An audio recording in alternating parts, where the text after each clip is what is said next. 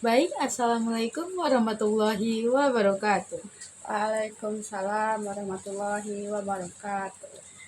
Baik anak-anak, eh, Alhamdulillahirabbil alamin. Kita ucapkan atas rahmat Allah Subhanahu wa taala yang mana berkat rahmat beliau pula kita telah dapat melaksanakan pembelajaran pada hari ini.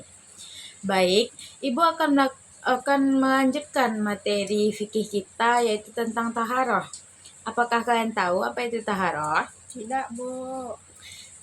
Baik, Ibu akan menjelaskan tentang taharah. Taharah adalah kegiatan bersuci dari hadas dan najis dalam syariat Islam. Taharah juga dapat diartikan sebagai membersihkan kotoran baik yang berwujud maupun tidak berwujud. Taharah dapat dibedakan menjadi dua. Apakah kalian tahu apa perbedaannya? Tidak. Baik, taharah dibedakan menjadi dua macam, yaitu taharah hissiyah dan taharah maknawiyah. Taharah hissiyah berkaitan dengan penyucian badan atau jasmani, sedangkan taharah maknawiyah meliputi penyucian hati atau rohani. Taharah maknawiyah, penyucian hati atau rohani dari kotoran, kesyirikan, dan kemaksiatan.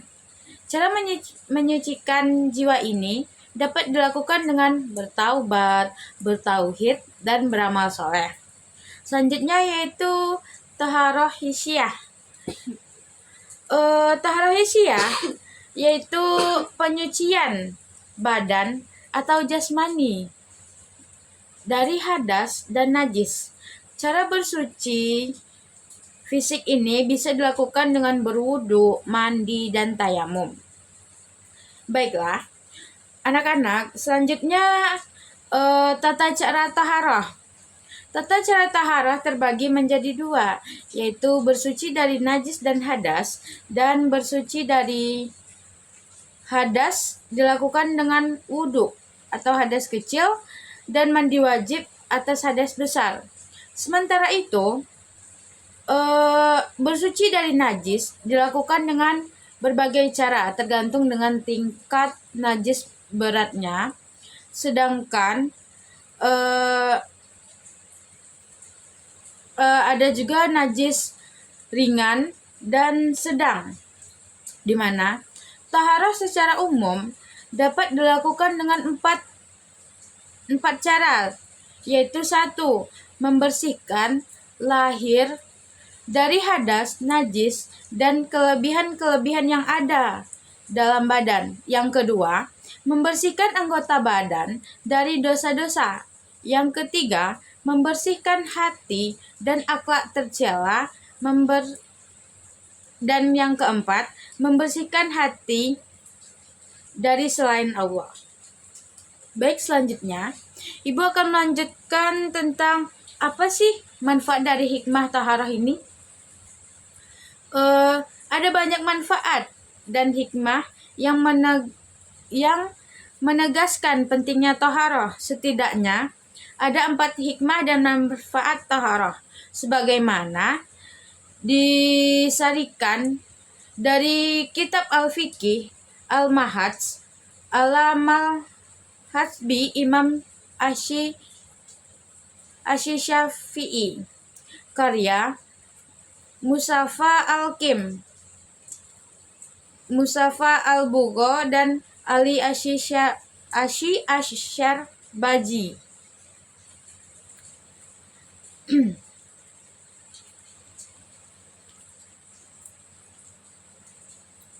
Yaitu yang pertama, bersuci adalah fitrah manusia untuk bersuci, yang merupakan bentuk pengakuan Islam terhadap fitrah manusia memiliki kecenderungan alamiah untuk hidup bersih dan menghindari suatu yang kotor dan jorok.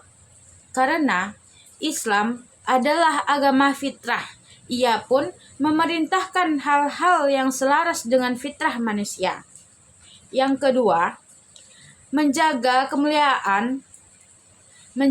kemuliaan dan wibawa umat Islam. Orang Islam mencintai kehidupan bermasyarakat yang aman dan nyaman. Islam tidak menginginkan umat yang tersingkir atau dijauhi dari pergaulan lantaran persoalan kebersihan.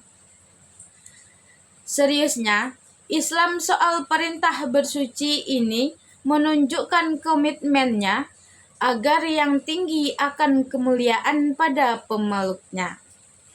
Yang ketiga, taharah dapat menjaga kesehatan, di mana kebersihan merupakan bagian paling penting yang memelihara seseorang dari berbagai penyakit. Beragam penyakit yang tersebar umumnya disebabkan oleh lingkungan yang kotor. Karena itu, tidak salah pepatah mengungkapkan kebersihan adalah sebagian dari iman.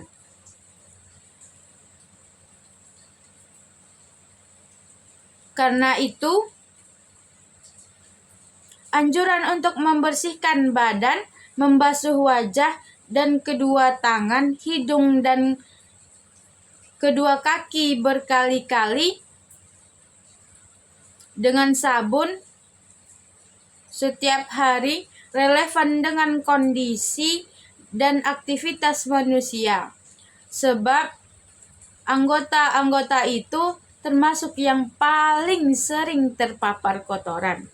Yang keempat yaitu taharah dapat menjadikan seseorang menghadap Allah dalam kondisi terbaik, di mana dengan taharah umat Islam dapat menyiapkan diri dengan kondisi terbaik saat hendak menghadap Allah, tidak hanya bersih tapi juga suci. Menghadap Allah seperti dalam sholat, doa, dan munajatnya. Seorang hamba memang seharusnya dalam keadaan bersih secara lahir dan batin, bersih jasmani dan rohani, karena Allah yuhibbut tawabina ya yuhibbul mutawahina, di mana Allah mencintai orang-orang yang bertaubat dan menyucikan. Baik anak-anak, Ibu akan melanjutkan yaitu tentang pembagian najis. Najis terbagi atas 3, yaitu yang pertama najis mughalazah ya atau najis berat, di mana yang termasuk dalam najis ini adalah najis anjing. Benda-benda yang terkena najis ini hendaklah dibasuh 7 kali. 1 kali diantaranya hendaklah dibasuh dengan air yang dicampur dengan tanah. Yang selanjutnya yaitu najis mukaffafah atau najis ringan. Yang termasuk najis mukaffafah ini adalah seperti kencing anak laki-laki yang belum memakan makanan selain ASI. Cara menyucikannya cukup dengan memercikkan air pada benda tersebut meskipun tidak mengalir. Adapun air kencing anak perempuan yang belum memakan makanan selain ASI, cara menyucikan benda terkena najis ini hendaklah dibasuh sampai air mengalir di atas benda yang terkena najis itu sampai hilang zat najis dan sifat-sifatnya. Yang ketiga yaitu najis mutawasithah, najis pertengahan. Najis ini terbagi atas 2 macam, yaitu yang pertama najis hukmiyah, yaitu najis yang diyakini adanya tetapi tidak nyata zat, bau, rasa, dan warnanya, seperti kencing yang sudah lama kering sehingga sifat-sifatnya telah hilang. Adapun cara menyucikan najis ini cukup dengan mengalirkan air di atas benda yang kena najis itu. Yang kedua yaitu najis ainiyah, yaitu najis yang masih ada zat, bau, rasa, dan warnanya kecuali warna dan bau yang sangat sukar menghilangkannya, dan hal ini dapat dimaafkan. Adapun cara menyucikan najis ini adalah dengan menghilangkan zat, bau, dan rasa dan warnanya. Jadi anak-anak sekalian, toharoh ini berasal dari bahasa Arab yaitu toharu yang artinya bersuci. Mungkin itu saja yang dapat Ibu sampaikan. Apakah ada dari anak-anak sekalian yang ingin bertanya dan masih ragu akan materi yang Ibu sampaikan? Tidak, Bu. Sudah paham. Baik, cukup sekian dan terima kasih. Sampai ketemu di minggu depan. Ibu sudah dengan alhamdulillahirrabbilalamin. Assalamualaikum warahmatullahi wabarakatuh. Waalaikumsalam warahmatullahi wabarakatuh.